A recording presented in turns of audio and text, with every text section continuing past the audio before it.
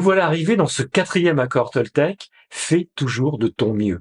C'est une phrase qui est assez courte, qui paraît assez lisible, mais chaque mot a son importance et c'est pour ça que nous allons essayer de voir qu'est-ce que derrière chacun de ces mots, le fait toujours et de son mieux, quelle est la signification intrinsèque.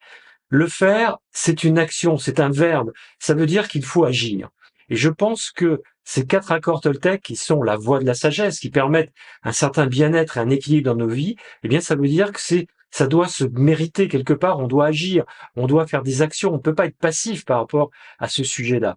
Et le toujours est extrêmement important. Ça veut dire que quoi qu'on décide de faire, il faut toujours essayer de bien le faire. Et alors, et c'est là où c'est important quand on dit fais de ton mieux, puisque parfois ça peut être mal interprété, on peut dire fais de ton mieux, même si tu fais quelque chose de médiocre, ça ira quand même. En définitive, non.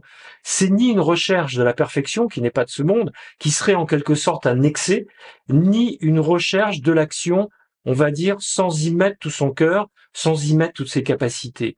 Et c'est en cela que cet quatrième accord Toltec est particulièrement important et intéressant, puisque quelque part il nous interpelle et il nous dit quoi que vous fassiez, faites-le du mieux de vos possibilités. On vous demande pas de faire plus que ce que vous pouvez, mais dans tous les cas, donnez toujours le meilleur de vous-même. Voilà quel était ce quatrième et dernier accord Toltec.